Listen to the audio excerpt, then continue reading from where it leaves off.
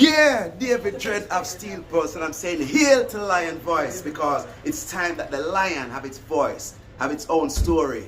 Says I'm stepping out here.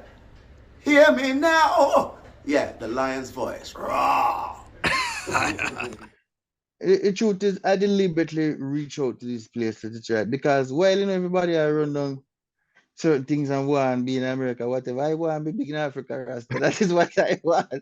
I've always wanted that. I want to be there. I want to, when the scrolls are written, the music are passed down through there, whatever. That's how it maybe because of just my background and the whole vibe. But to me, the greatest compliment that could be paid to me is just to know that on the continent, I'm a major figure in terms of people looking up to the music and want to see me because I want to go there. It's nice when you want people look out for you.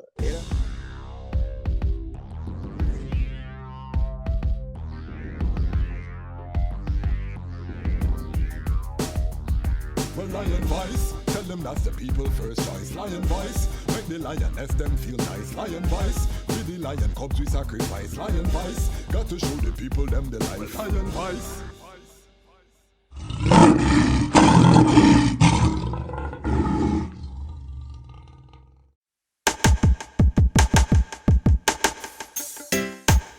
Well, great is the Almighty, and greatly to be praised in the city of Haile Selassie I, the mountain of His holiness. Yeah, from Cape to Cairo, from Timbuktu to the Nile, the whole entire continent. Beautiful for situation, the joy of the whole earth is Mount Zion, from Accra to Addis Ababa. Yes, beautiful continent, better control, mama. Very beautiful. From Cape to Cairo, from Timbuktu to the Nile, I smile for Mama. I hear you call Mama Africa. Been so long since I see Mama. Father of Africa set the law. The lion come and dismantle Babylon flaw. We gonna use solar energy, use sanitation to build the ecology. We utilizing green technology. We hailing Haile Selassie first without apology. And then we build the youth them economy. Greetings in that divine name of His Imperial Majesty, Emperor Haile Selassie I. Glory and honor in the name of His chosen Queen, Empress Waziri Menen. My name is Kwasi Bansu, aka the Dejazmatch Kwasi, aka Ras Kwasi, aka the Reading Ras, aka the Panafrican Happy Man. I'm an entertainment attorney, I'm an author, I'm an artist, I'm an actionist, and right now I'm the host of the Lion's Voice. Welcome to the Lion Voice Network, and welcome to our newest show on the Lion's Voice Network, which is Lion Talk Live. We were supposed to do this interview live, but technical difficulties, the brethren tried coming, enough things never worked. The Most High wanted it to happen now. So we are here now, and we're going to dive deep into the topic. This is Rastafari to Rastafari, so we're not off the water down nothing. We're gonna go straight into the reasoning, into the roots of the thing, because we want to move this conversation forward. So it gives me great pleasure to introduce my guest. You can already see him there already, live on direct, award-winning artist, songwriter. Who am I talking about? None other than the great Duane Stephenson. Bless up, my brother. How is everything? That's the love, brother. But I can't complain now. With life, the rest can fix along the way, you know what I mean? Yes, I. And I first just want to start by just giving thanks for the eye taking the time. I know the eye is very busy, and in particular, this period of your life, you're dealing with a lot of things, travel, enough things happening. So the fact that you took your time and did this interview, even on the night you were trying to come in, to I, it speaks to the integrity that the eye moved through. The I word sound is the I bond, and that is rare in this time. If you deal with the artists, because I deal with them, and I just want big up the heights for that before we even start no reasoning. No thanks, my brother. You know what I mean? And that is how it should be. Yes, particularly with I and I. So I want to start off by just introduce yourself, where you're from, how you grew up, and your introduction to the music. Well, the name is Duane Stephenson. I'd say reggae artist, reggae songwriter. I mean, I could say songwriter, but most of what I do is straight roots, So reggae songwriter, yes, I grew up in Augustown, Eastern St. Andrew. I mean, all I know growing up was that, In terms of how I grew up, like regular, back in the days, them place used to be like rural, it's when the gunshot them start fire, all of a sudden Augustown become urban. Them do them thing already, the system. Yes. But when I was growing up there, it was basically a working class community for the most part. Still is, it's just a few people that really throw off the thing through the vibe with, politics and gangs, guns and, drugs. Yes. But when I was a youth growing up there, that wasn't so prevalent. So you find we still grow under the system where the community grow the child and them kind of vibe, you know what I mean? In terms of introduction to the music, my uncle, Michael Rutherford, used to tour with Rhythm Kings Band and also Greg Rise Academy, you know what I mean? I started out in the Sonny Brad shop, and so music was always around, and occasionally used to tag along to these rehearsals, and that's how I got introduced to the music, But I really never took it seriously until when I was about 16. I joined the Catalytic Players, which is a young people performing arts group, mainly theater oriented. But you learn a lot of the basics inside there, and you learn many facets of the entertainment industry, and also you get an opportunity to really present your skills and, better yourself while you're there, and that's what I did. I started out on a semi-professional vibe with some group of brethren on the beach inside the car, and we call ourselves Twices, you know what I mean? Twices lasted for about 8 years, we did a few recordings and everything, but mainly we were grounded here in Jamaica. Did a few moves, but I would say, I never really got much international exposure until after leaving the group. I left the group in about 2006, and by 08, the end of the beginning of 08, sorry, I embarked on a solo career with the help of Mr. Dean Fraser with the album Duane Stephenson from Augustown, which was, for me, was an identity, you know what I mean? A place to start, somewhere that people can say, this is what I'm about, where I come from, and this is my story.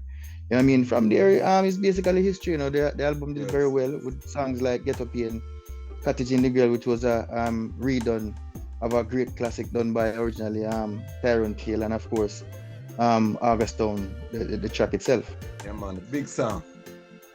Thanks, so in terms of Augustown, I met one of my seminal moments in Ras Tafari happened in Augustown, where I actually met an elder named Bongo Watto, Ras Bonaji. Yeah.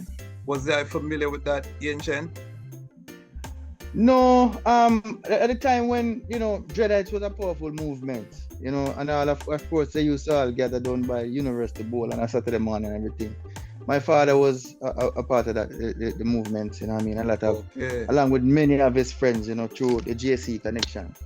And people like Peter Phillips and them used to kick ball up by there, and I used to go through with them goes. So they are really senior people for man like me, you know what I mean? Okay. But, I was around because, as I say, Augustown itself played a integral part in, I mean, how many places in the country can boast a boy, I have a place where Rasta strong called Dreadites.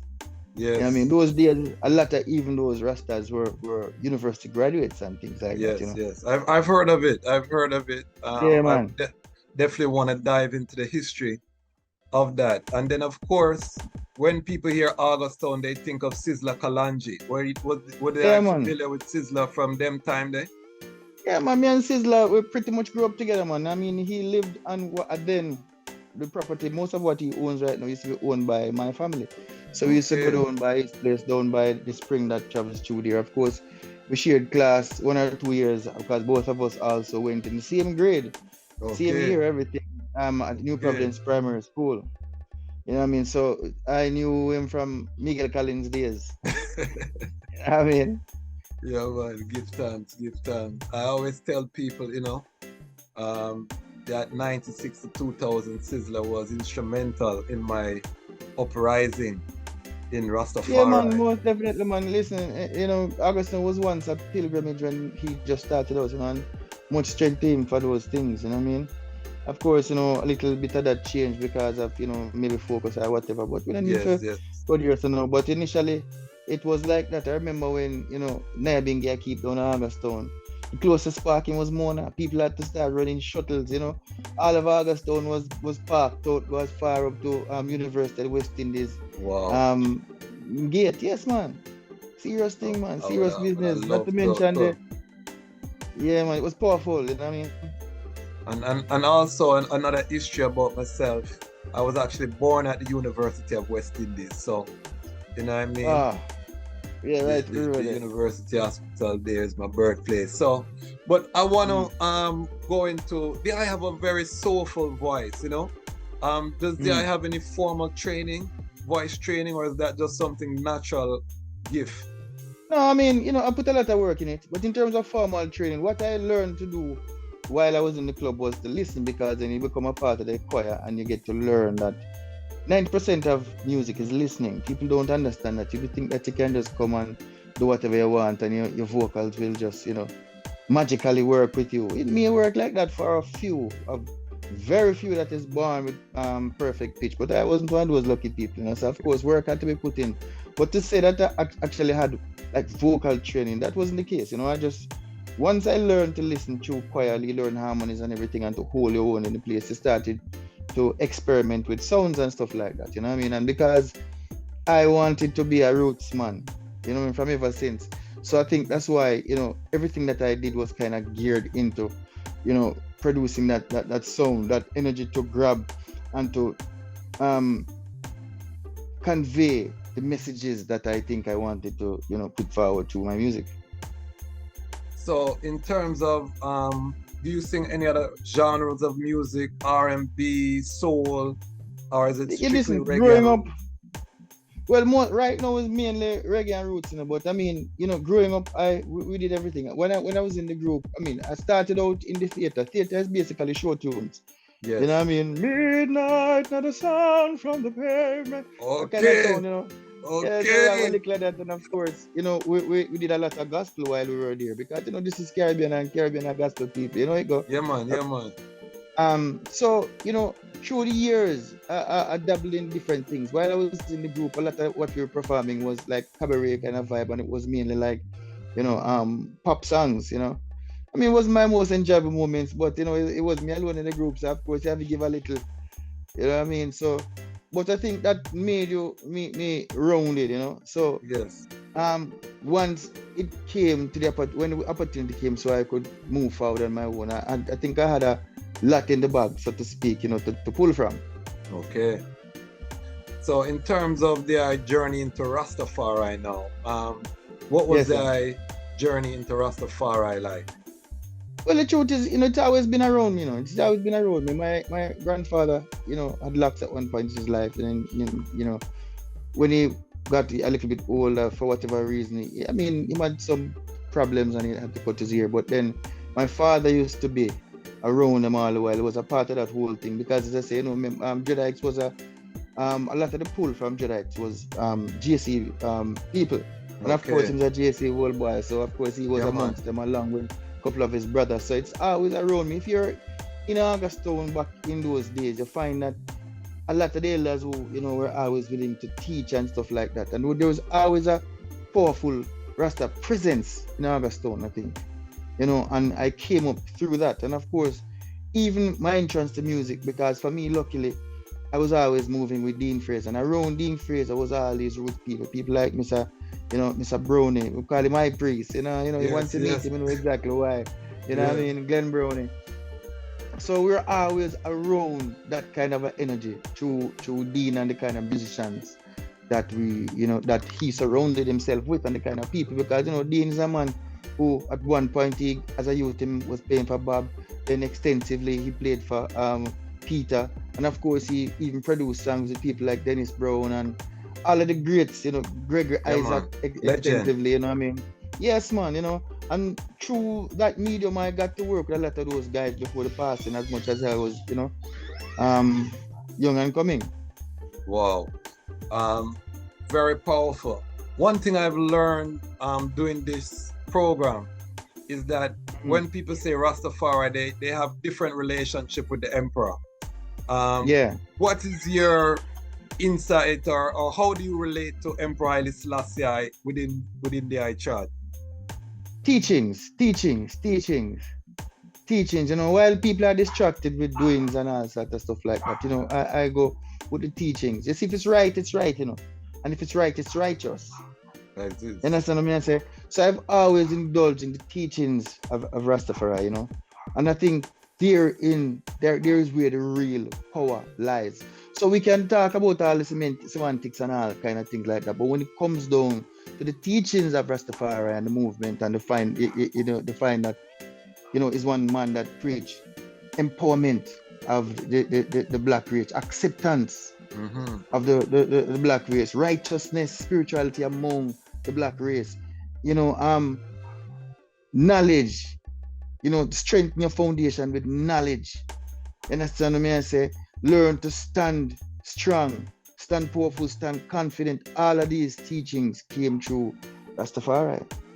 Definitely. And when was your first time become aware that there was this emperor in Ethiopia sitting on the throne and that people cited him? The truth is I can't even pinpoint that day, my brother, because it was always around, as I tell you. It was always around. As I say, I as a man grew up on Bryce Road. Bryce Road is literally right across the road from University of the West Indies. And as I tell you, every Saturday morning, when you go up by Saturday afternoon, but Sunday morning. So Saturday evenings, because them only harder on a Saturday for the most part, every Monday they are being come through. But once evening come, they were kicking ball, and a Sunday morning again, they were up here for an extended period of time. And of course, as all Augustine youths from every corners of Augustine youths together up at University of the West Indies. So once you are there, it is around. You understand what I say? These are the guys that we used to, of course, broke up the little squabbles that, the boys with energy will have. Yes. And then once that starts, them man step in and say, no, man, I know we say the things and whatever, Rastafari, I love and really. So it was always around. Always around. It was a hard transition. And as I said, coming right up to when I link up with Dean Fraser and them, man, the presence was always there. Always there. Are there any particular speeches that you love from the emperor, or any particular sounds or moments within the liberty that stand out to the eye as Rastafari? Sorry. No problem. For me, I just take a little from a lot of the speeches that he has given. The one in United Nations. Well, no United Nations, but yeah, that was a very powerful speech. Yeah, man. I really can relate to that. Yeah, man. And the fact that, him call out all of them nation leaders to the point where, you see the shame on some of them face. Because luckily we have little proof to the older days recording, you know what I mean?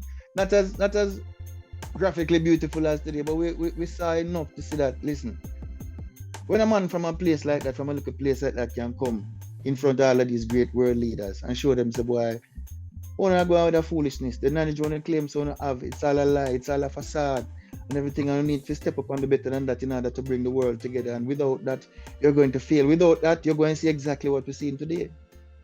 Definitely. And we know the great Robert Nesta Marley immortalized a part of that speech in that song War. Man. Have you ever considered, with your level of voice, and I'm planting a seed here, so too, have you ever considered taking a speech of His Majesty in the same type of regard and putting it to song format? Yeah, it has crossed my mind. It has crossed my mind, but because a lot of what I pull from is reality, and I tend to twist words in my own kind of way, Yeah, like I wrote a song and performed a song called Nature Boy, you know what I mean? Back in the days, a lot of people keep asking, what is Nature Boy? Because the man same name George Bush, which is, related to nation, but look what he has done. You know what I mean? Oh. So with all of these things, I take a lot from life. So there's still time yet. There's still time yet, and I'm not ruling it out. I am No. definitely not ruling it out. You know what I mean? I would put like a #1 song if you do that, because this is one. That's why I'm Especially now with planning. what's going on, you know, sometimes This is what I'm you have to saying. do these things. And You you have to see, do these it's, things in order to move it and make step it up another generation. Give it new life. I'm We telling shouldn't you, need to, I'm but telling we do you, need to. I'm telling you, and you see with that little opera voice where you bust out, them me know say your range no normal. You understand? Me know your range no normal. I'm an artist myself. I hear the tonality. I was listening to your catalog in relation to that. I said, this man have an angelic voice. You know, so I'm planting that seed here on the Lion Talk. Yeah, If man. you can put His Majesty word sound into music, our #1 song, we say it right here. But brings us into our topic of discussion for this interview, because we want to talk about Rastafari reggae and the way forward. So I was just establishing a foundation for the reasoning in terms of the chad into Rastafari, into music. So the two sides, and now we want to look at, and I want the idea, I tour the world. I heard on good authority from someone who was very active in Africa that the guy is one of the most requested artists in Kenya. So I don't want nobody feel like he's a local Jamaica artist or him thing no global. How you look at the landscape, you come up with legends, you have worked with legends. How do you look at the current landscape in terms of Rastafari, the music? What grade would you give it in terms of A, B, C? In terms of pass or fail, in terms of how do you think the movement is utilizing the music? How do you think the impact is in Jamaica globally? I just want to kind of get a overview from the eye in terms of Rastafari reggae at this moment. Well, I guess you'd have to probably break it up in zones, so to speak. I think it's the best thing. We'll start with here, the obvious place. For here, I would say right now, we are at sea. We are at sea. It is very unfortunate that we are at sea, but we are. It's not like the music is not being made and everything, but the emphasis on good, wholesome music, it doesn't exist here at this point in time. Wow. I mean, every now and then we have good spurts of music, like when Chronic came through and it was just a great thing. And every now and then, whether it be Protege or whoever comes through with a great song and it just cannot be denied. And even so, them play it, and then the minute them get a chance, them shut it down, never to come back again. Wow. You know what I mean? Yeah, and when you look, we understand where this is coming from, though, because you speak to that guy and say, listen, I feel like the missing link is a lot of time the disc jocks, and everything, and they like to blame them for the disparity in terms of what is going on the radio and the space and everything. And then when you talk to a disc jock after year, a man pull you one side and say, boy, the way I'm going to tell you something. The real tight thing is, it's all about money, brother, and sponsorship, You understand what I say? And certain things just not give the sponsorship because them think that, reggae is a more adult, more responsible kind of thing. And a lot of the businesses that have the most money to spend in advertising are trying to appeal to the younger kids. Okay. Understand? So, in a certain businesses, you can't play certain things, it can't be certain tempo, it can't be this, it have to keep on a bounce, and them like to say, yeah man, it have to have a vibe, and a vibe, and a vibe, and a vibe, but what exactly is this vibe? What exactly is this vibe, and where will this vibe carry you? Where is it carrying us? Exactly, you understand what I say? So even if you look around at there's like a few, after all these years and after everything that Tony Rebel has done, Every year, Tony will have to be jumping hurdles to get enough sponsors to put on a show like Rebel Salute. Why? Why? Why you don't have a show like White River Reggae Bash anymore? Exactly. And I have to big up You know what I Tony mean? Rebel. I have to big up Tony Rebel because he's a man that come on the panel for Jamaica Music Conference. He's a man that come with Jaria Dudar Youth Summit. Anytime you call on them Monday for your strength, Yeah, man. But you he's see, him there. understand, say, you know, we can't really give up on this thing. So you find that a lot of time the truth is the energy to continue in roots music is when you leave Jamaica and you go to other places and you see the appreciation, the admiration, and just the sheer respect they have for the body of work and what the words are truly about. And the fact that the struggle is parallel to what they faced then are still facing today. And the fact that some people just want better for their country. Yes. No, we want what America wants, which is nobody knows because America don't really know them want neither. Yeah, that's what I say. Because I can't do America wants is destruction. We see exactly what's going on right there, right now. Yeah, man, it's rough. It's rough. I'm in America. I'm in the capital, Washington, D.C. right now. I can tell you I say it rough right now. Yeah, in man. America. Yeah, man. I can imagine, you know. Yeah, man. For real. And we know we fight not flesh and blood, spiritual wickedness in high and low places.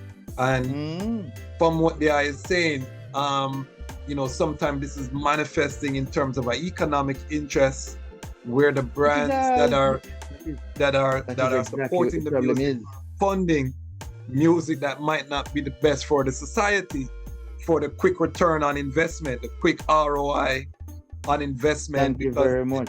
The youth them gravitate to these harmful because thank you very much. The harmful things that they're selling, to them, all it is a profit margin.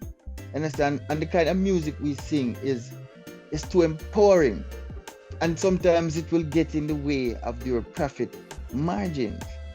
You understand? Because we now got to talk about certain things, the youth them for do and the girl them for do this and that, and the idea say, I mean, a lot of times, you know, a man say, boy, refer to a girl as a girl, and them feel like, oh, you don't know, that's the culture.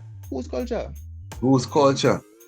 This is a degenerative culture, you know what I mean? And it's not everything that people do is really our culture. And remember, we have vestiges of slavery in our culture that have to be eradicated. So it's not everything. Yeah, that's what I mean.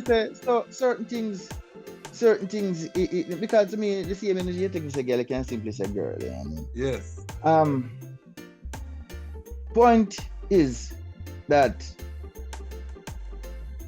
most of the people, as I say, have the most money to sell, trying to consume the younger kids' time. And the earlier them do it, the better for their margins.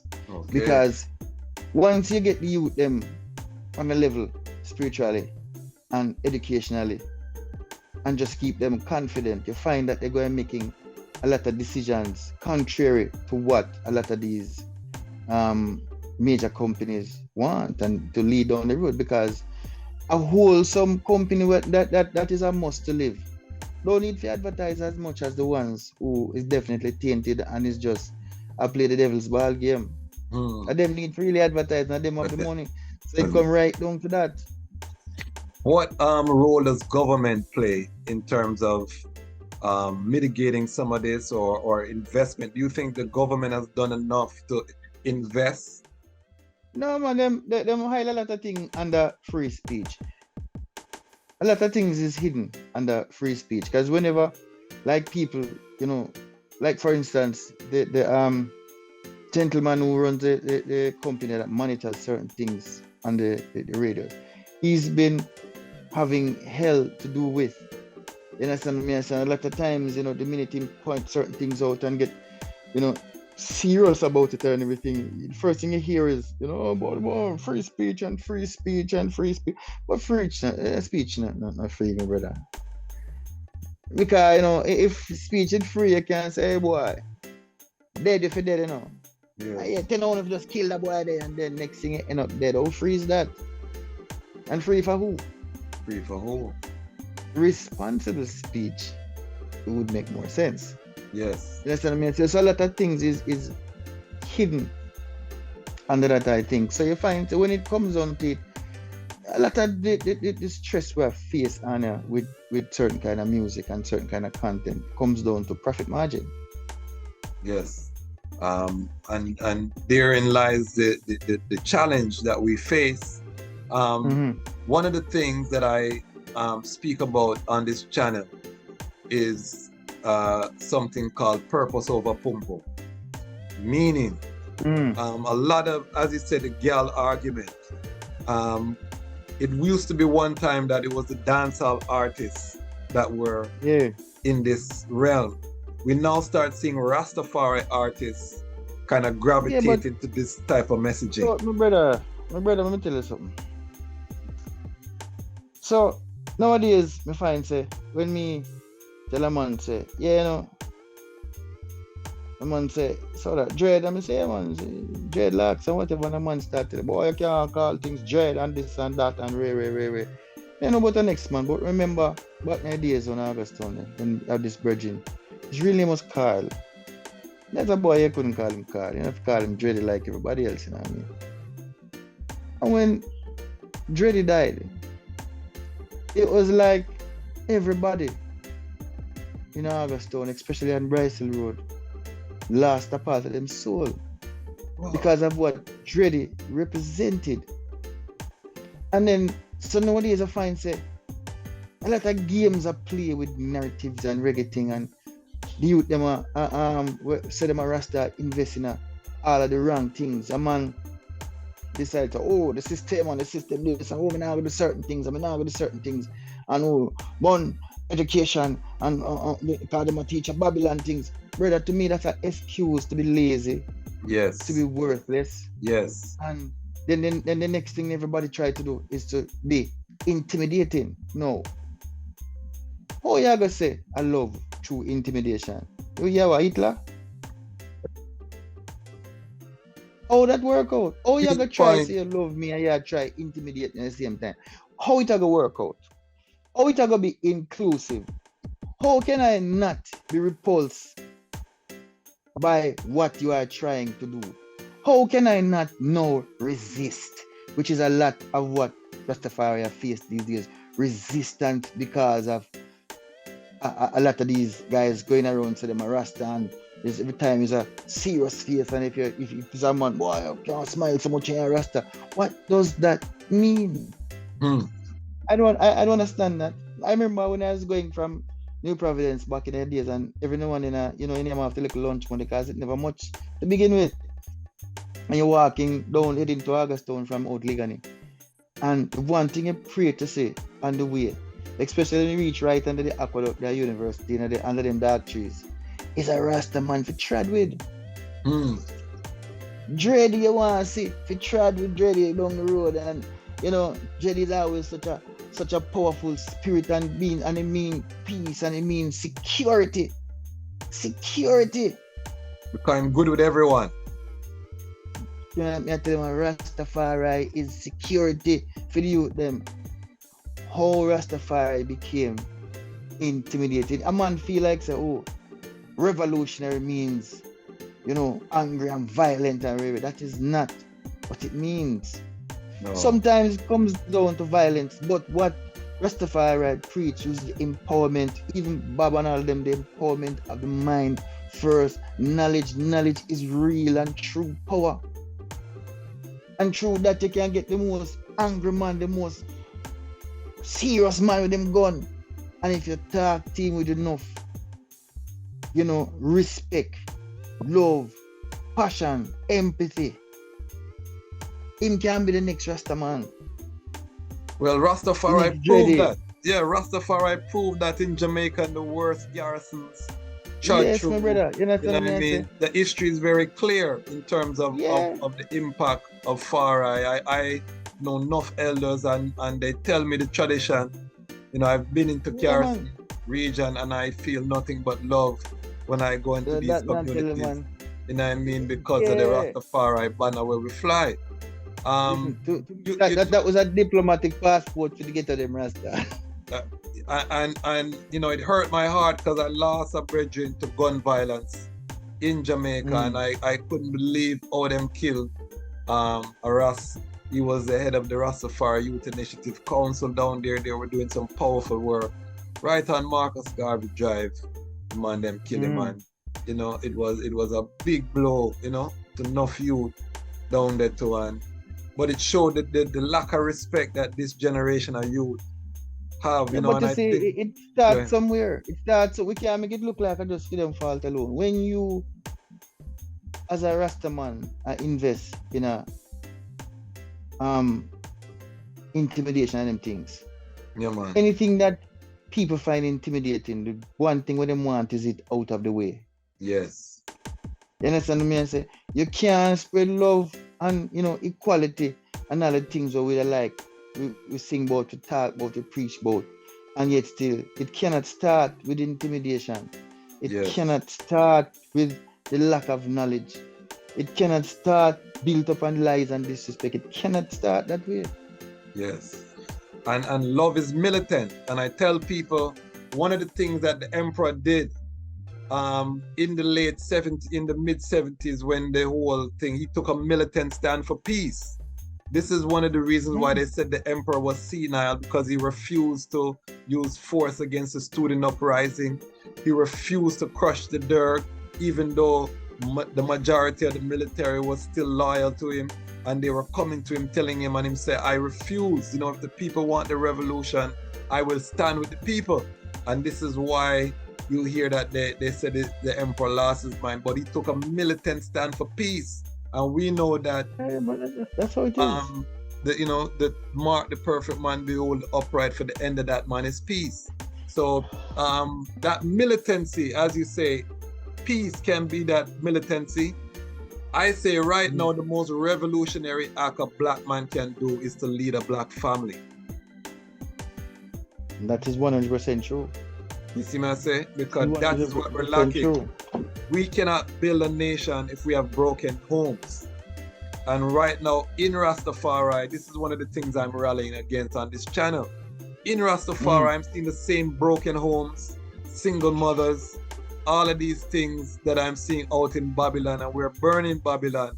But our own home life is not good because man is trying to be gallus. Man want have 4 or 5 homes and you can't afford to maintain those homes, you know what I mean? So we have a lot of breakdown, which I think some of it is being promoted by the music, and this is why I bring a man like the here to talk about. Music is promoting where, you know, big media and big company try to, because the truth is, you know, I talk to a lot of these youth, and as much as enough people feel like them youth are just going around frivolously and just doing whatever, when you really talk to them, to a lot of them, say, boy, listen, a long time you sing good tune, you know, and rave, and them now play my good tune, them, you know, and I get an idea.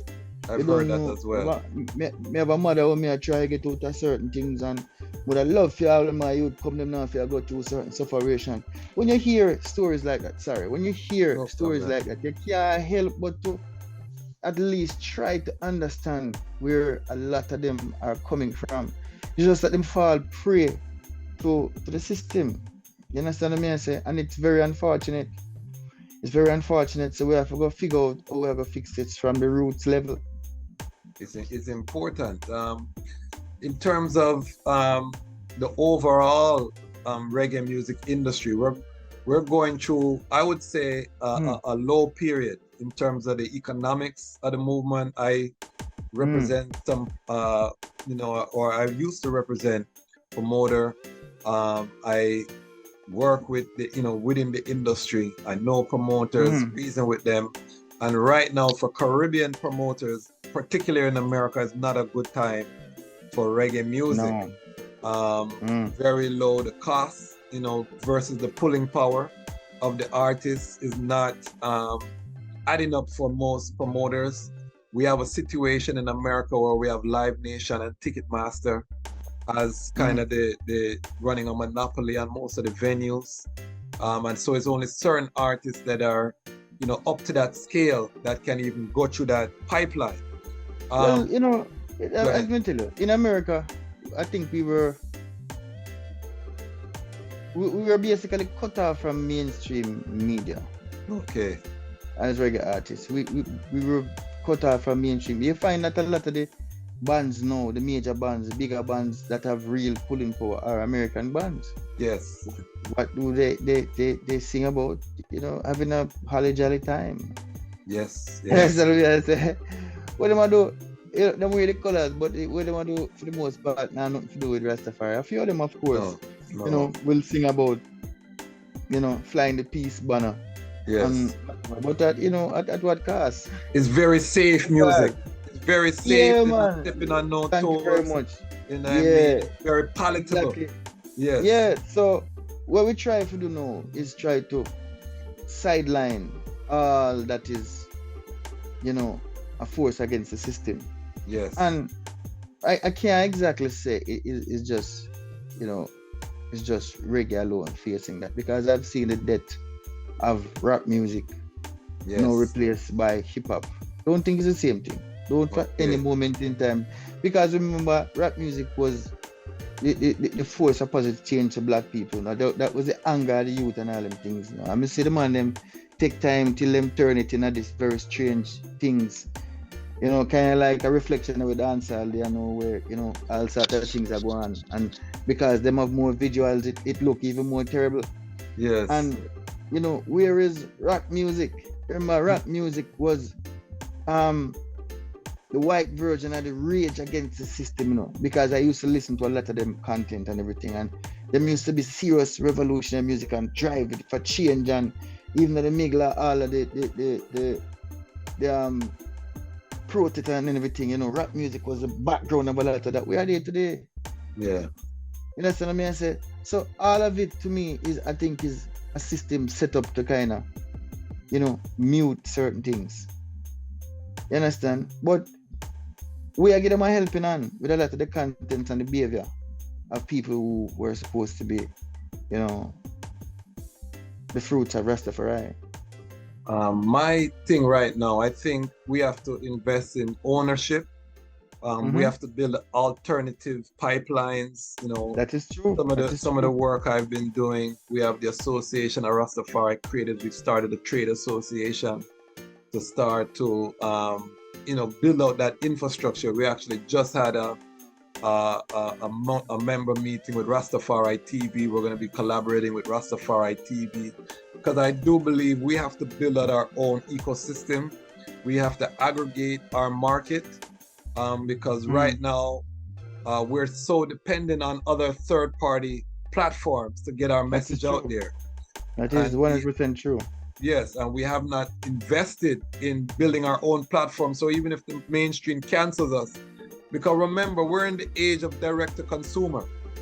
You know, the internet provides you an opportunity to connect direct to your consumer without going through a third party, so to speak. Yes. But I don't think we have caught up with the times as Rastafari. We know that the call was to organize and to centralize. However, I don't think that we've done that, and this is why we haven't. We're still in light the eye. This is just a little intro, you know. Don't think you're gonna get rid of me after this interview, because we have a larger plan that we are enacting. Even my creating this YouTube channel is because we don't have Rastafari. You know, we have vloggers and things, but in terms of that vision for where the movement is going. This channel is about the building of Zion, because if we're burning Babylon, I always say, what is the alternative that we're building for the youths? What does that look like? Very much. Practically, you know? And the music is the soundtrack of this repatriation of this building.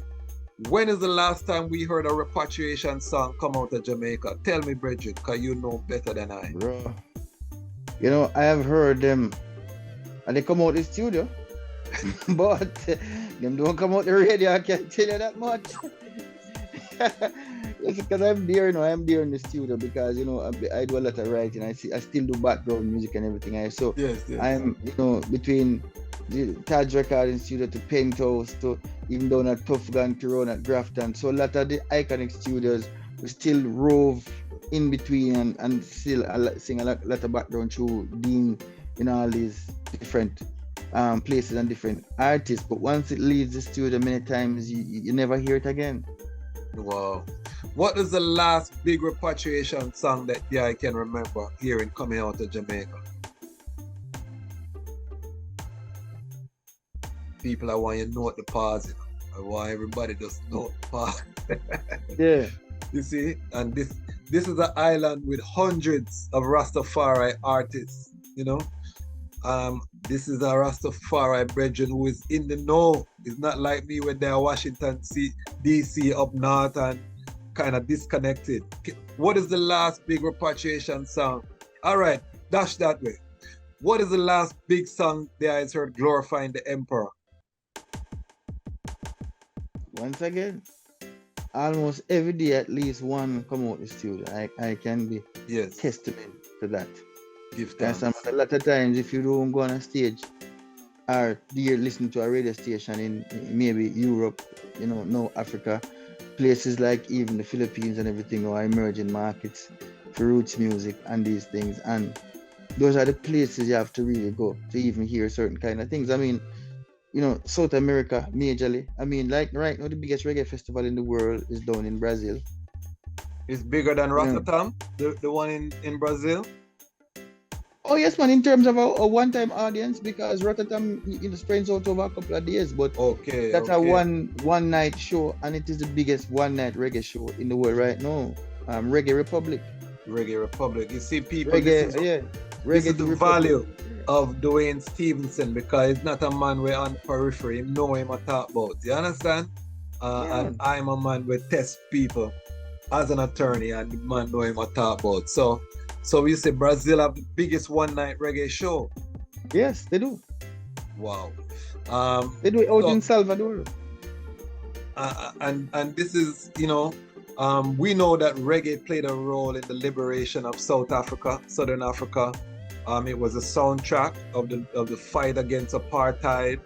No man more vocal about them things international at the time. Outside of Miriam Makeba, and you know, as vocal as Peter Tosh. You see? There's not a second man that could rival Peter Tosh to a man who leak out on the apartheid system in music and stage, all major stages in the world. Or do we have any artists singing about the African crisis or situations happening now, or the unification of Africa? Well, I've done that. I've always been doing that. People like me and Luciano put out tracks. As I said, these songs, I hear them in the studio. You just don't hear them on the radio. On the radio. So this underscores... So there's a great divide. Yes, this underscores the need for us to own our own platforms. Because if these songs are not making it to the mainstream, it is uncontested that there is a global audience that seeks Rastafari content. This to eyes, there's no question. Rastafari music makes billions, not billions, millions. Let me be modest. It makes millions of dollars every year. If we just look at the Bob Marley estate alone, which probably accounts for a great portion. But Rastafari content is in demand globally, and what the eye is saying is underscores the need for us to create our own platform and to gather that market so that they have a place that they can find these songs, so that when artists like yourself are recording these songs, there is a place to go. And I want to big up, I know Muta Baruka has recently launched his radio platform, and you have others that are doing similar type of works, and we'll get Muta Baruka was at the launch of ARC, the Association of Rastafari Creatives, so big up Muta for that strength. And we have a lot of others who are making the effort, but I think we need to aggregate these things together.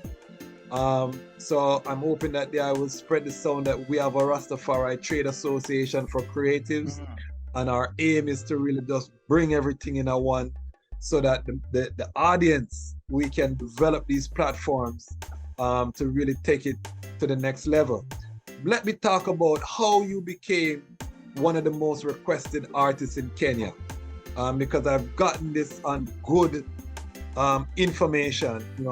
Someone that who knows the African market highly, she said, Duane Stephenson, say promoters always reach out for this brethren in Kenya. How does that link with Africa and in particular Kenya? How do you create that link? I think it's just the kind of music that I stay consistent to. That has always been the thing, and the truth is, I deliberately reach out to this place to try, because while everybody I run down certain things and want to be in America, whatever, I want to be big in Africa, Rasta. That is what I want. I've always wanted that. I want to be there. I want to, when the scrolls are written, the music are passed down through there, whatever, that's how it, maybe because of just my background and the whole vibe, but to me, the greatest compliment that could be paid to me is just to know that on the continent, I'm a major figure in terms of people looking up to the music and want to see me because I want to go there, It's nice when people look out for you. Yeah, man. What countries have you been to? What countries in Africa have you been to? I've been to Gambia, I've been to Zambia, I've been to South Africa, and I've been to Kenya. But okay. I need more. Yes. Yeah, man. Trust me, it's always. I think the first time I went here, I was a little bit disappointed because I went there alongside the Whalers, and when we got to there, we went to Victoria Hotel, which is a major thing, right? Like literally the property of the falls. And I was quite disappointed because when I got there, I realized that we were going to do a show for a major bank out of Europe. Why? Okay, trust me, man. I was so upset. Of course, a good show. You're glad that people really reach out and want to hear the music, but it's because I wanted to just be amongst the people, hear the stories. Yes. Really get that wholesome vibe, I mean? That man. Where I search for, your soul I search for as a black man, I mean? Yeah, man. And it was a different thing, even to the point where me and one of the guys had a little bantering going on because I went up to him asking, what's the name of the falls? And he keep telling me Victoria Falls, and I keep looking at the man and I say, listen, man, brother, I ask you, what is the name of the falls? It's Victoria. I said, bro, get me, man. Yeah, I never started this back and forth thing till me I have to tell him, brother, let me tell you something. The Queen just come the other day. What was it before she came here? What the natives call it? And he started dead with laugh. And then he would start to tell me and explain the whole thing. I say, that is a long time, Rasta. Me can ask you, what's the name of the fall at Victoria Falls? And everybody know that kind of foolishness. Does that make sense? Who is Victoria around here? That jump in, brother. Who is Victoria around here? I try to mash up history till, but the truth is, if you name the place, brother, put it back to the original name, man. I swear to God. And that is gonna happen. I'm confident across the continent. Yeah, man. All of them names they are gonna erase. In terms of your Africa experience, talk to me about your most memorable Africa performance. For me, it was the first time I went into Kenya. The kind of love and just respect we get from the average man. I found myself, most of what I was doing was, I can't wait to leave the hotel that was staying at to go walk up and down amongst the people. It was just such a welcome change, to see, people still live roots. And, I went down, I ended up going to one of the major the ghettos with like 700,000 people living in a Kibera. Yes, I went there. I went to a studio there because initially they have an office that they set up, that's supposed to be a transformational office and everything. I went and we're talking to the guys and I said, hey, let's walk to the community. And of course, the news people and the people were begging me, no, Mr. Stephenson, no. I said, but I understand, He said, the man might invite me in them community and we ever said no one of them was supposed to. So we too good for trod the road with the man. And I said, no, man. And the man literally try to hug me up to get me to stay and I have to take time and pull the man out of the movie. I said, brother, just calm yourself, man. The man look like him never going there before in his life. And him is from there. Yes. You know what I mean? And it was such a powerful vibe and such an energy that, of course they captured some footage of it and everything. And at no point I never felt unsafe. I never felt like I didn't belong there, shouldn't be there, and things like. I never felt that, you know. We went through, we walked through there for about an hour, met the people, take some pictures, you know, I let them kind of vibe, and to the point where when I left there and we ended out decide, come my brother decide to boy I'm going to go on a vacation and in Mombasa, which him have a little property there. Yeah, man. And by the time we got there, we go enjoy ourselves and the beach, me yes boy. A minister of government want to talk to you. So I say, Mr. Government want to talk to you. Him suing at the ghetto and decide say I say because apparently it was one of the younger ministers. He used to be the head of Google for Africa. Very innovative virgin though, you know. I kind of glad that I made the trip, even though they already canceled my hotel, rebooked me a flight. So it's not like we had a choice. But you know, when you talk to this virgin, you get the vision with the man have for Fame Africa. You realize, yeah, but this is where we need to go. It's a very innovative view because at the time they were building 28 recording studios to invest in a youth with talent. Okay. And to generate incomes and to help spread positive vibe throughout the country. And the major thing that youth want to get into down there is either rap music or reggae. Okay. Reggae being the number one. Wow. Yeah, man. And Powerful. the government is making 28 studios to facilitate this kind of development amongst the youth. Has that happened or that's a plan to happen?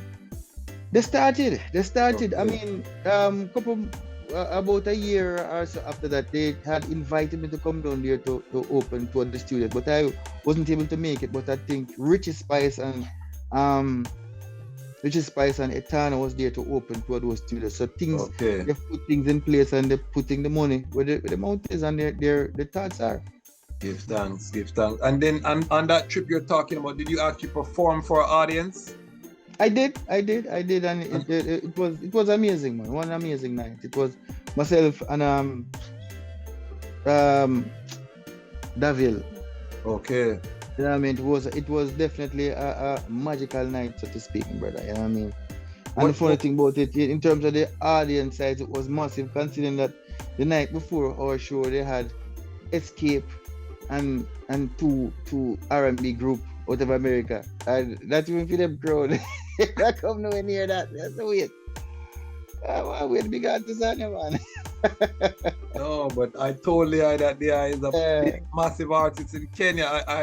I'm getting this on good sources. I don't know a lot of artists closely, but I know a lot of movers and shakers in the business, and the I name come up in reference to Africa in particular. Say on the continent, the I is respected, and I think it's because your music has not deviated from that original message, you know? You know, a lot of people say that, you know, the message is what they need at this time, you know. And for me, it's very heartfelt that one can look at you and say, listen, your message is what I need, because millions of artists out there singing, brother.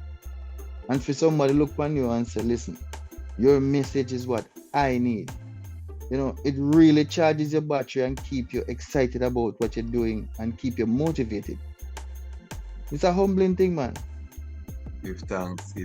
I really you know, you're a bridging after my own heart. I just actually bought land in Ghana. You did tell me about that. Yeah, of moving there. So I'm one of them Rastafari, like the I can't wait to go to Africa. When I'm in Africa, it's like pressure rise off. You just feel like you're home, you know? And the love of the people. And I'm telling all the brethren and sisters watching. I keep telling people, man, the first time I went there, sorry. Yeah, man, no problem. You know, I walk in and time one of the musicians in the band just got a blue book from America. I mean, you know, I was so proud, boy, I finally get this book, and it's the trouble to go through immigration, which I understand. You know, sometimes depending on where we go, especially a lot of places that the band travel to, it made it a little bit easier. But then we got to Africa, and of course, you know, we're going through. It wasn't even Kenya. It was South Africa. It was our first stop. So flew down to South Africa. We're on our way to Zambia. So once we go through there, to clear, you know, immigration and customs, and then, you know, basically just go back to the connection area. So I see them guys, run up to the thing and everybody feeling proud, and the man take the blue book and look at the blue book. And then the man just take the book and just seal it across the place. Whoop, one, they have to catch a book, man, because that's a fly. If you miss a ground that day, the man say, you go over there, you go over that side, and you pay 50 of your dollars, you go. And the man, when I'm not talking, them just run, you go over there, say, go pay the money, man. Dash your passport, yeah, and pay a blue book and fly, but the place, so wait. So, I go with my book, I've make money and everything, and man take the book from me and look on the book and look for me. I close the book and say, welcome home, my brother. You need not pay. I'm just gone. I say, yeah, brother, I wanna say now. Yeah, my hype, man, my hype. The hype, man, you know what I mean? So, it's a good, and it happens in every African country that. Yeah, man. Like. I think it's a policy, yeah, because when we went to Kenya the first time, me and a brother named Ken Ring from out of Sweden go down there.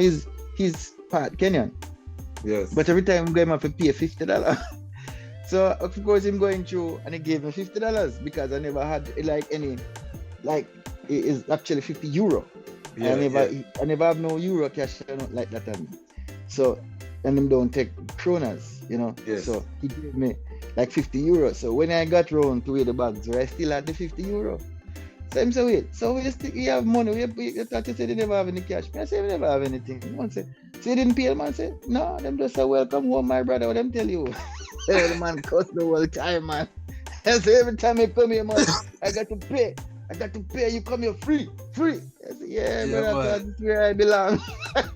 and it's not just Rastafari, it's Jamaica. They really love Jamaica. Not only Jamaica, but Caribbean people. I think once you're Afro-Caribbean and you go there, that is the policy to welcome you home, to make you know that this is where we still have respect and we love you, and we know the journey and we see the movement. And this brings us full circle, because I think a lot of that love was born through the music. Yes. We were singing about Africa when it was not popular to sing about Africa. Before there was Afro beats where take the place right now. The only music that used to mention Africa in a positive light, other than we have the great fella Kuti, but his music was very critical of African government. But the music that sung of this one vision of Africa, the united Africa, the aspirations of what Africa can be, was coming Reggae out music, all man. Roots music. Yeah. Yes, and this is my concern, because if the music is just being made in the studio and it's not reaching there, we have a cause for concern. Right now, Afrobeats. Afrobeat it had to have, for how long those people been trying and everything, and their experimental sound. I think it's just their time now, and I love to see what is happening with the music, and it also kills a narrative that I've always thought, because a lot of times people saying that, certain music, when you talk, say, listen, try to clean up the violence and certain outright things. Boy, no man, cause you have to talk about them thing there. When you say I go shot man in the head and them brain and jump out like Jack in the Box and them thing there, and you go say, because that is what you grew up. I mean, look what's going on the ground in Nigeria, and you've never heard an Afrobeat song till you go pull gun shoot nobody. Never.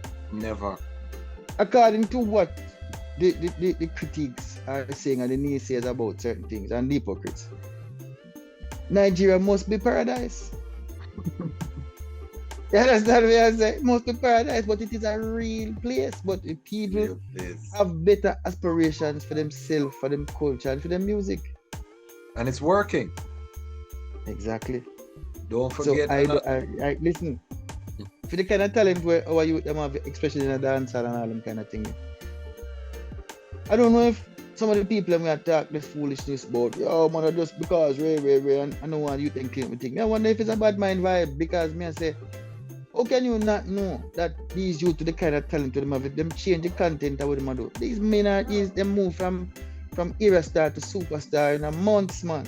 Yeah, man. And that is what me want for them, because You know, when you hear just some of the youth, them and all the man, them flow and thing, I know, charismatic, them whole vibe is just listen. If you tweak the content a little bit, you're gone.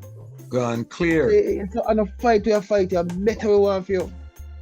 And in America, I don't know about anywhere else, but in America, the Afrobeat is taking that segment of the dance that was reserved for dancehall music.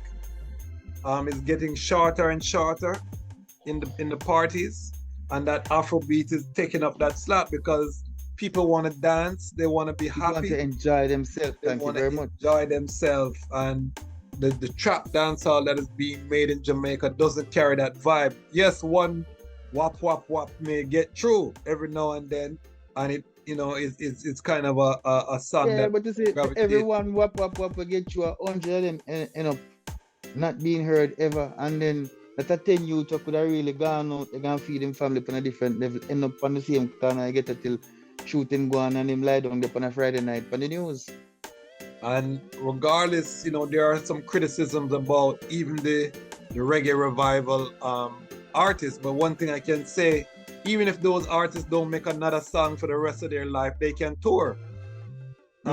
They've already built catalogs and a small fan base, some bigger than others, but they've built a fan base globally and a catalog where they could tour for the rest of their lives just on what they've created because they chose to make positive music, and I think this should not be minimized or overshadowed, but minimized by who though? Like, as I say, music have a tendency to take on a life on this one, and once it's out, it's not coming back, Yeah. It's not coming back. So we can go through and talk all the full shit that we want put out, but once good music is out, good music have a tendency to find its way around. I remember about 3 years ago, little before the pandemic, I was invited to go at Tobago Jazz Festival. The first time going to Tobago, I've done shows in Trinidad, but never Tobago. And how I got there, Fool for You was the number one song. This is 3 years ago in Tobago. Like Fool for You came out on the August album. That's 07, 08. That's what I'm saying. So that's it. Like I did a read-on of members only, and a couple years ago, that came out from like what 010, and about 5 years ago, or maybe 4, I ended up doing a tour of Nicaragua just before the last set of unrest. And like a tour of Nicaragua, I literally went to about 5 different venues, different parts of Nicaragua touring because that song hit. Like, wow, this is a solid maybe 8-9 years after the album came out. Wow, timeless music. I mean, you have to take a chance on good music, take a chance on good content. You know what I mean? Because the truth is, family music is the best, because if 5 people in the house and all 5 can listen to your music, you don't know where it go and go. But if you go and sing song where the mother and the father alone can listen to it, and if the mother go to church, listen, the father alone might catch a vibe or fight for a while, and then every time the kids come off, change it. They want to get tired of it and just snap that the whole thing. And you're creating a divide in your own audience. Why do you think, even though our elders set the blueprint, Bob Marley, Peter Tosh, Bunny Wailer, Burning Spear, Culture, the blueprint is there. Why do you think ones have deviated from that blueprint when, it's a proven model? Hustling. The truth is, a lot of people at one point started going on the road with suits and calling it band because some artists want more and less for the band. And certain kind of music cannot be played with 3 or 4 people. So then they start to water down the music so they can tour it with the little that they need to tour it and whatever. And then start at the beginning and the end. When they got rid of the Handsman for the Triton, you understand, we lost energy because you're thinking that what you do is made it a little bit more comfortable, easier, cheaper to tour or to travel. But what you did was you kill the spirit of the hands. You understand what I mean? So we not account for that, we not account for the energies with these people and the music instrument themselves bringing up. You understand? We're not accounting for that. All we're thinking about is this dollar. And how much you can save, and then 2, promoters, and the promoters who know better and try to force it, then the other promoters, boy, you make things bad for you, Rastafari, you give them too much money, you bring too much money, and because if you do that, then you're going to make it hard for you, way. And a lot of them confirm, and then the destruction just went down the hill. Yes. And then when you leave with your little band, now you go a place like Brazil, and you see 10 man come on the stage and play. Your 4-man music can't compete with that. Your 4-man music, listen, the first time I go on there, I went to the Whalers. And boy, when the man, I see them Spanish man go on stage, I sing roots, reggae music. And when the man them roll out them band with them 3-4 hands man and them background singers and rare, and it come like the whole world full of music, brother. Wow. And you're not to be a fanatic of music, you just get lost in the music. Yes. You understand? Versus when you go and you see 4 man on the stage and set them on the band and them roll off and everything, and you can't deviate, you can't put in the niceness in the music because everybody have to keep consistent to the root stuff because there's just no more facility to do anything. Because now you're great as a keyboard player. You can only do certain things and no more because it's too handy. Unless you're going to play the ear. Foxy are talking up. And these are key components that you're speaking about when it comes on to our music, because you're right, the music is a living entity and having each instrument carry a vibration of a living eye. Yeah. You know what I mean? And when that man gone, his spirit is gone, his energy is gone. It's something that we have to really look into. So what I really want to know is, in terms of the way forward, let's talk about, because my channel, I don't want just be a lamentation channel. We want to talk about solutions. How can we start to right the ship then from where it is? Because I think you alluded earlier, it's off course. Yeah, you have to put the music back in the music. You have to figure out a way to work with a lot of these promoters to bring, if it's even at this point, we're starting over, we go as parties. For instance, 3 solid artists go with a full band complement of horns and everything, so everybody can make a full presentation. And that is how we're going to rebuild this fan base and really spread the music bigger. And once, you go there like that, then, everybody can make the next step. So the next time you're going, you can take your own band. So more spirits, more musicians, more families will be, eating from that. And we can go there and perform at the level that we need to. Because as I say, with less music, all you're going to get is less music. Less musicians, less music. Less music, less musician, less energy. You understand what I mean? I say less things for people to look at. People can't get lost. I don't envision anybody looking at a man sing with a 4-piece band and get lost in the music. I don't see it happening. I absolutely I don't see it happening. It's very hard to do. I mean, you can jump up and down, and that is why a lot of them revert to this thing where every song you start mix boom boom boom boom boom boom boom boom boom boom. How often you have to do that before the people realize I just idea in it? You're talking about when them go into the jump up section? Yeah, I mean 1 or 2 jump up section if you 1 hour show is all well and good. Yes. But when it happens in every song, because you try to hide the fact you don't have enough musicians to carry the music in the way that it was made in the studio. It's only a matter of time before you get called out. You call out in terms of a man come and say, oh, the show is the show is alright in this song. There's nothing to write home about. But as I said, I went to Brazil, I don't know these guys, and I remember them because once the thing started, you hear how full the whole thing was. It's kind of hard to forget. Okay.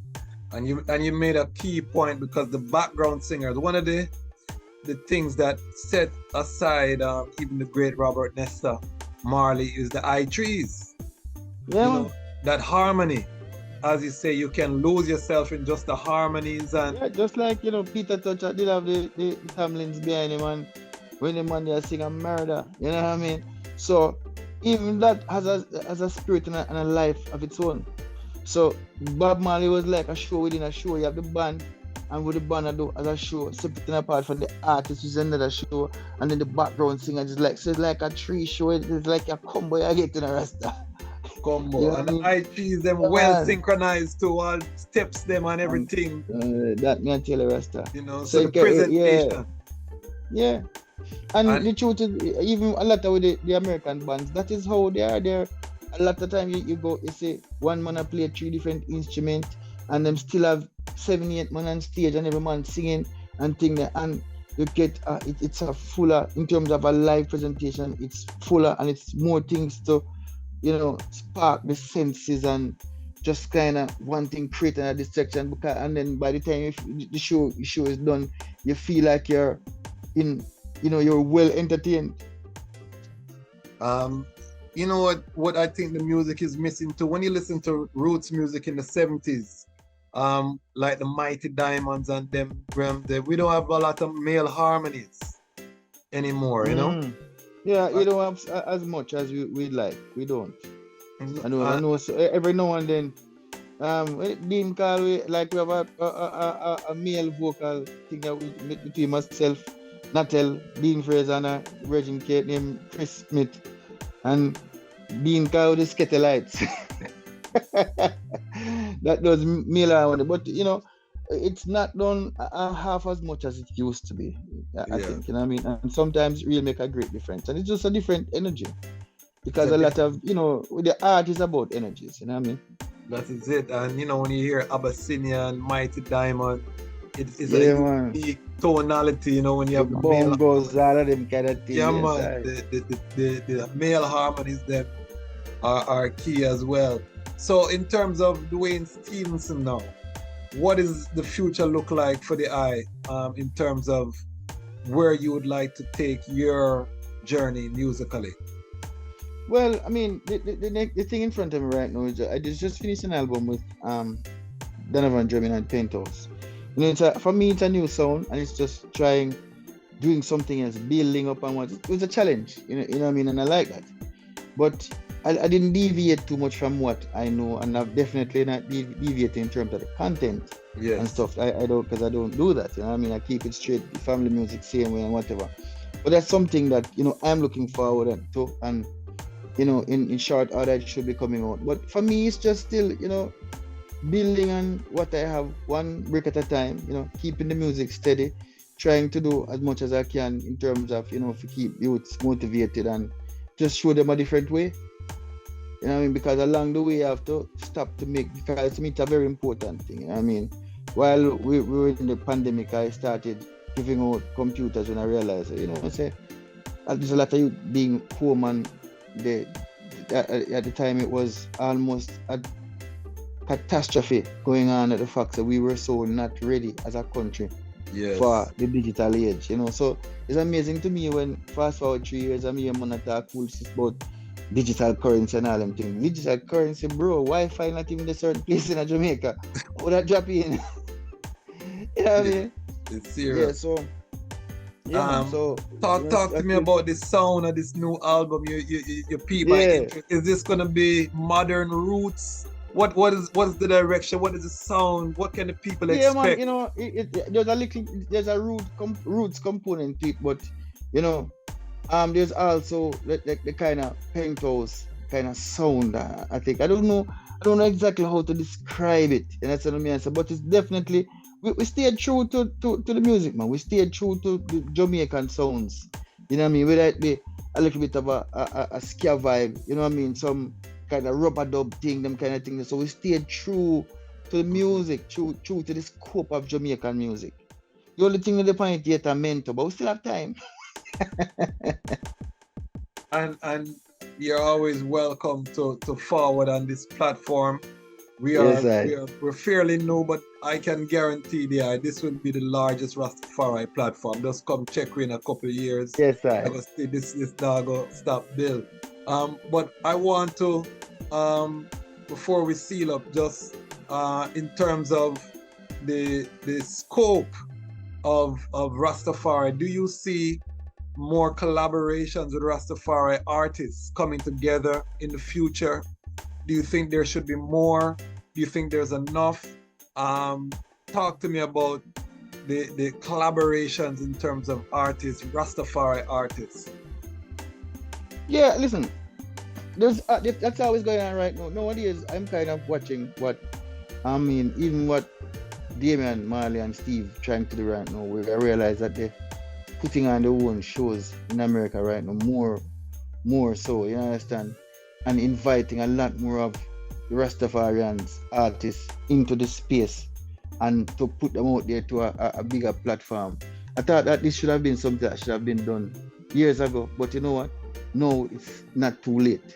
And I see a lot more people doing that because when you have certain platform, it makes sense to pull along another one or two, because that's what a lot of the other forms of music does. So definitely, I think this is a way forward. This is definitely a way for the collaboration of, Rastafari roots artists getting out there and building that vibe, that energy, light that fire again. Like what I say? Because as long as we have life, there is still the possibilities and still the opportunities to do just that. And as a brethren who is back and forth to Ghana, I can safely tell you that the return has begun. The diaspora from America, from the UK, from the Caribbean has started to flood back into the continent. And because, of course, it was inevitable. I've seen this coming many years ago. It was inevitable. You understand me? I say it was inevitable. A full circle. Yeah, it couldn't go any other way. This return needs a soundtrack. Because everything we do as Black people need a soundtrack. You know what I mean? Just like in the 70s with the uprising and these things, we provided a soundtrack. This is why I asked you the question earlier about when is the last repatriation tune. These Africa tunes right now more than ever with the rise of Black tourism into Africa, the Black return. Every time I'm on a flight to Ghana, I'm with an African American family that is moving there permanently, or you know? Man, because people can live. When I go down there and see what people living off down there and people living versus like the money where you are spending in America for live 1 month. That's a 1 year money. 1 year money. Less stress. You will live longer because you know if you are about you can actually go rest at night time and you know have to worry about the next bill, because sometimes them bill coming at you in the night like dope, them things are dope, brother.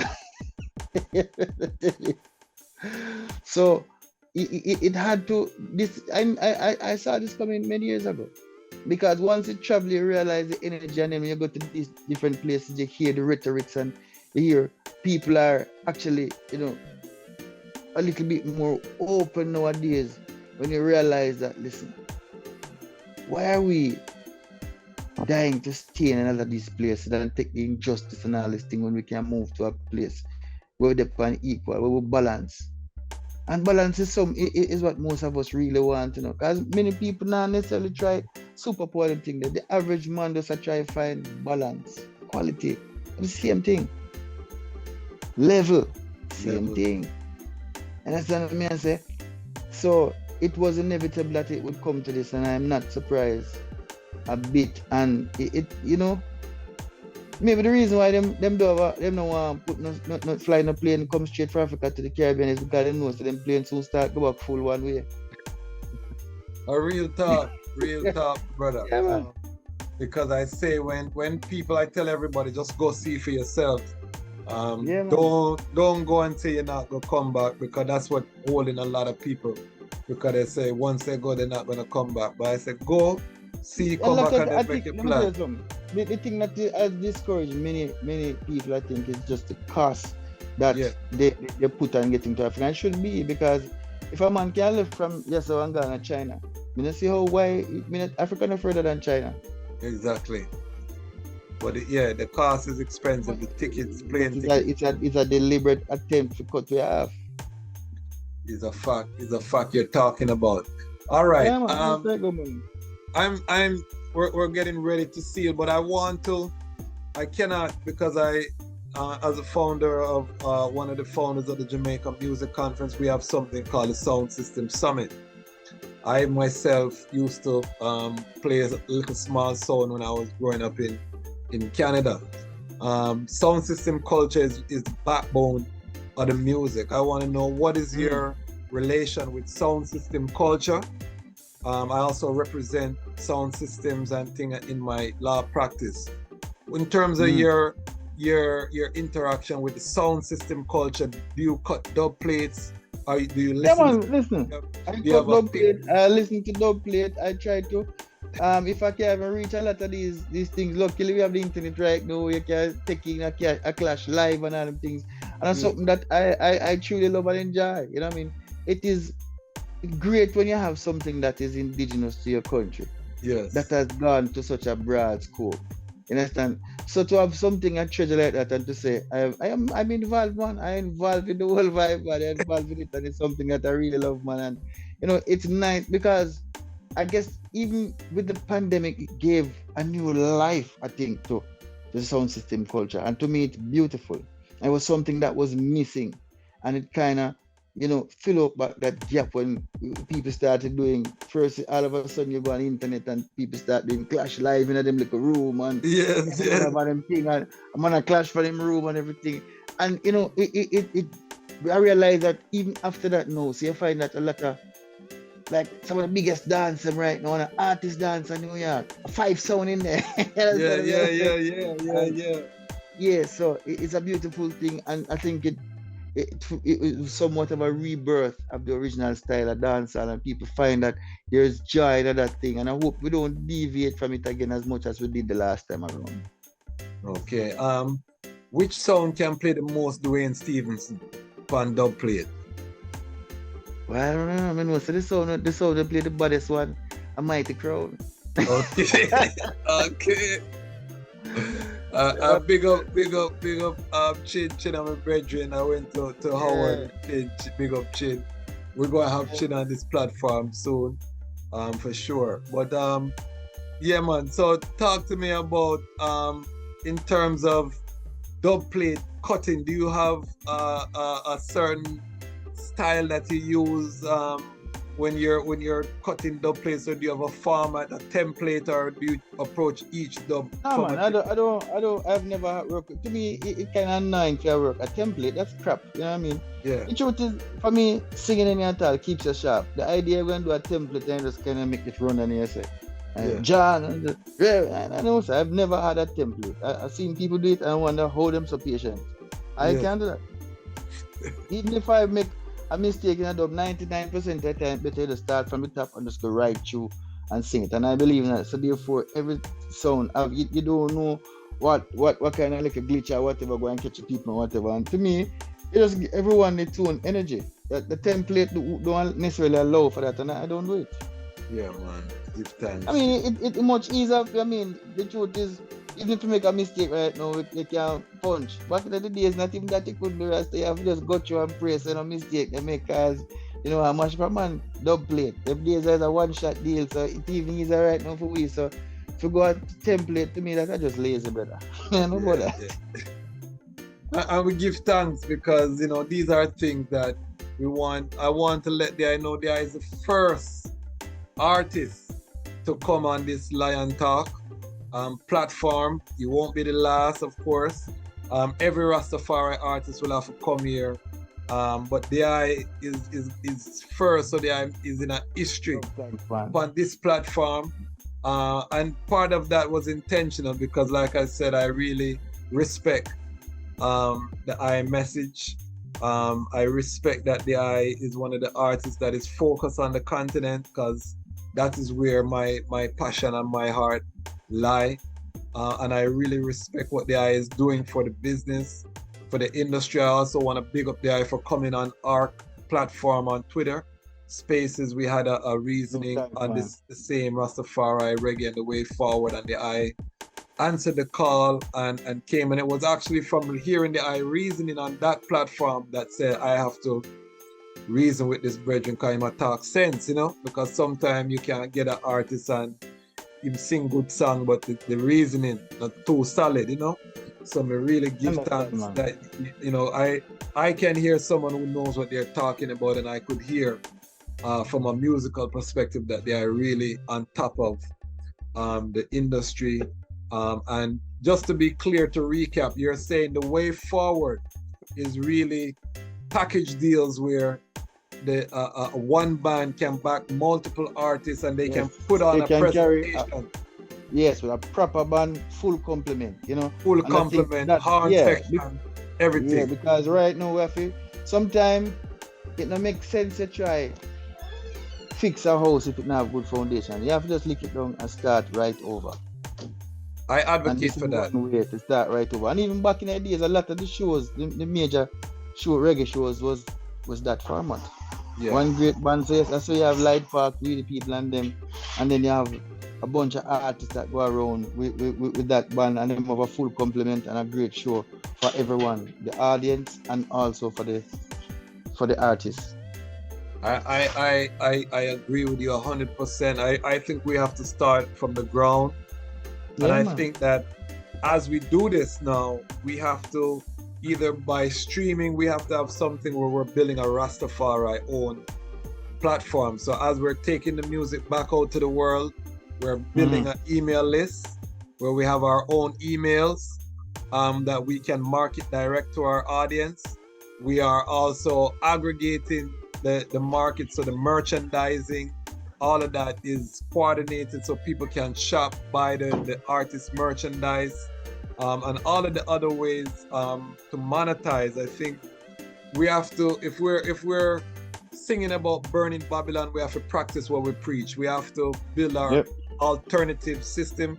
That doesn't mean we can't collaborate on the mainstream. Of course, you can. You understand me? I say? And you know, The truth is, the world needs inclusiveness right now. yeah, but man. where it's going, but it's nice when instead of always staying and bridging your house, to build your own. You build your own. Blessed is the Because child. everyone, you understand? And no care your bridging live good one night time, I go wine in house by himself. Yes, I. That is natural. That is natural. Yeah, man. That is natural. And as Rastafari, we can feel like that Babylon is obligated to carry our message to the people. Thank you very much. That is not a sound thinking strategy. And His Majesty in Ethiopia made sure he built Ethiopia independent. When we go Africa right now, I'm flying Ethiopia Airline with the lion on the side. Because His Majesty said, you know what, me now go deal with Delta and these things, and I'm gonna train my own pilots, my own engineers. I was flying from Addis Ababa to Ghana one time and the engine blew out on the plane. We had to make an emergency landing in Nigeria, in Lagos at the airport. And we were there, they put us up in a hotel overnight. And when we look, is the engineer them come from Ethiopia. Ethiopia Airlines sent back to Ethiopia.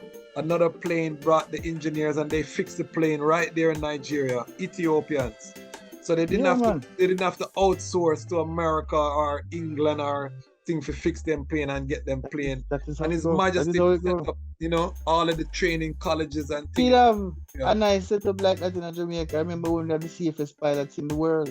I remember here in Jamaica. We had the best safety record in the world, the best pilot. You can't sleep and you not even know so the man take off Ireland. And we ruined it with corruption. So it's good to see that Ethiopia Airline after all these years is still flying and to me getting stronger and stronger as we go along, because you know, while I don't go a lot on their routes very often, but I see the development, and anytime they have a lot of the latest planes and all them things. Yeah, man, Dreamliner, Jet, all them something there. Yeah, man, it's awesome to me to see. And I was just talking to a brethren and we are commenting when you come off of the airplane and sometimes you have to go on the tarmac to get to your plane, and when you just see the whole line of planes down the tarmac and all of them have the lion on the side, as a Rastafari brethren, it just fill you with pride. And then you look around the airport and you see the city of Addis Ababa rise up and it look modern and pretty, and you know, say, you know, the holy mountains, it really touch your heart because the highest of himself shall establish I and I. And that is His Imperial Majesty. So we really give thanks. I'm not gonna take much more of the time. I just want the say a final sound to the Lion Pride. That is what we call our subscribers, the Lion Pride. You know, just say your final sound. Let the people know where they can find the eye, how they can connect with the eye, how they can support the eye, because we're asking all the Lion Pride stream the music of this brethren. We're asking the Lion Pride to download, buy we cannot talk about we don't have good music and we don't support the artists them where we are holding fast. We want these brethren to be multi-millionaire so that they can support the next section of artists. So just please give us your final sound and let the people know how they can connect with the eye. I'm trying to get right back online. Yeah, man, your camera's off. It's all right.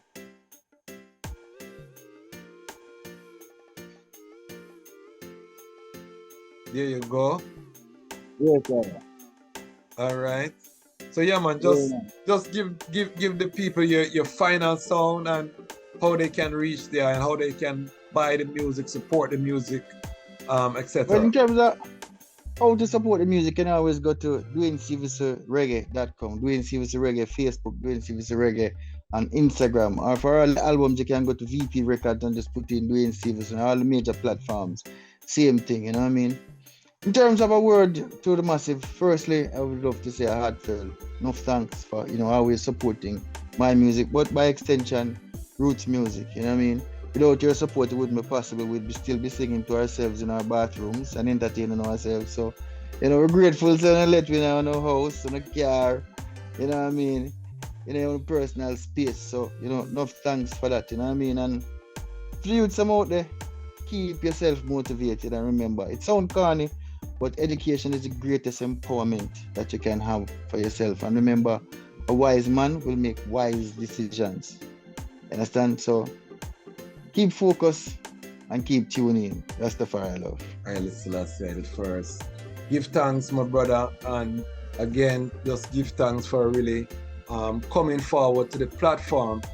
It's very important that we continue to have these reasonings from as Rastafari to Rastafari, because you can see the line of questioning is going to be different when you talk to your Rastafari brethren than if you go to a mainstream platform. We got to talk to the brethren about the emperor, about Ethiopia, about Africa. We never have to deviate into no mix up, not like that, never take place. So, you understand? A real tax. You understand? So we give thanks for the and it's crucial. Why?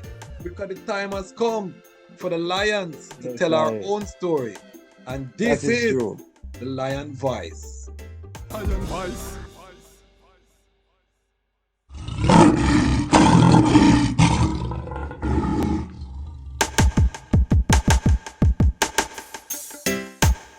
Well, great is the Almighty, and greatly to be praised in the city of Haile Selassie I, the mountain of His holiness. Yeah, from Cape to Cairo, from Timbuktu to the Nile, the whole entire continent. Beautiful for situation, the joy of the whole earth is Mount Zion, from Accra to Addis Ababa. Yes, it's a beautiful continent, better control, Mama Africa. Very beautiful. From Cape to Cairo, from Timbuktu to the Nile, I smile.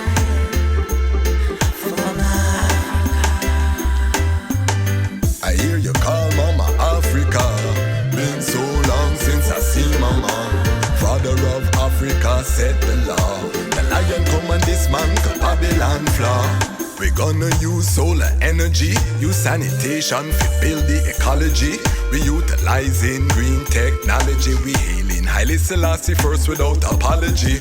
And then we build the youths them economy. We dismantle Babylon monopoly. We teach the youths them how to live properly. Tell them make sure them got the title fit them property. Yes, this beautiful continent, better control, Mama Africa. From Cape to Cairo, from Timbuktu to the Nile, I smile. For Mama I love you, Mama. Your heart never harden. I wanna turn all your slums into garden. I wanna stop all of your youths from starving. I wanna stop all of your tribes from warring. So much to say, so many feelings. We both been hurt, we both need healing. Since the League of Nations you've been appealing. You stand up against them backdoor dealing.